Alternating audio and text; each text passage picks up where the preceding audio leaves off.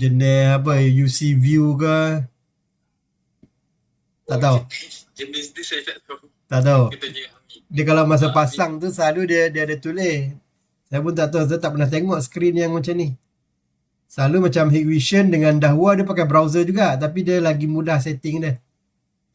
Oh, lagi senang lah. Tadi gambar ni pun saya dah tukar dah. Dia untuk indoor punya gambar lah sepatutnya. Color apa semua kan.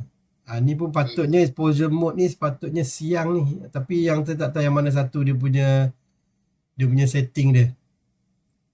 Dia ada color dia. Kata kalau ni kan indoor ni, dia color dia lain sikit. Dia fokus lagi. Kalau outdoor kan cerah kat luar kan. Betul. So dia kena set dia tu. Ni dah tak setting baik. dia lah. Dia setting dia.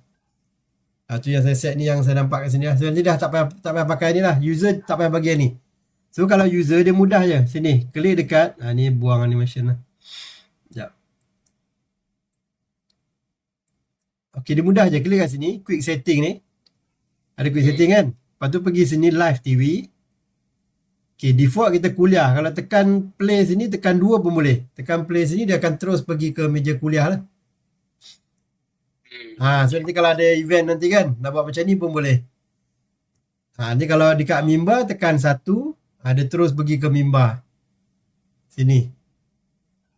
Cuma kalau macam gambar ni, mungkin pencahayaan lah ni. Dia punya saturation ni kena set balik kalau rasa macam font dia punya ni tak clear kan. Ni kena ada orang duduk sini baru tahu ni. Baru boleh set balik dia punya color warna dia tu. Okay. Ni 3 ni untuk solat. So 3 tempat kita dah set lah. Boleh. So kalau event tekan ni pun boleh. Tekan isyak ni, dia tengok toga ni, kalau tekan ni dia buang belah kanan ni kalau nak tengok full screen. Tekan isyak. Tekan waktu solat isyak ni. Sini nampak balik kan. Tekan lagi sekali, hilang. Kalau dia orang kata nak buat full screen lah, so dia akan jadi macam ni lah. Dia lebih besar. Tekan 11 Februari ni, dia akan buang taskbar bawah ni. Ini apa ni? Okay. Ini kamera punya audio. Audio lah, speaker lah. So nanti tekan ni, dia akan hilang bawah macam ni lah. Final sekali kita akan buat macam ni. Betul. So mudah. Full screen. Kalau nak bagi ada balik, tekan sini je lah. Mudah je. Dia setting dia semua ada dekat screen sini. Ini by default dia ada setting dekat sini. Klik dekat video ni, by default ni dia akan lajak live TV tu. Kalau kita tak nak lajak, tekan sini, nanti dia akan keluar azan timer. By default ni saya set dia boleh lajak lah. Mana kalau ada event, walaupun masuk waktu, dia bunyi beep, tapi still kamera tu still boleh jalan lagi. Dia ada setting dah. So mudah je. Dah habis, tekan ni je. Stop. And live TV dia akan run normal balik lah.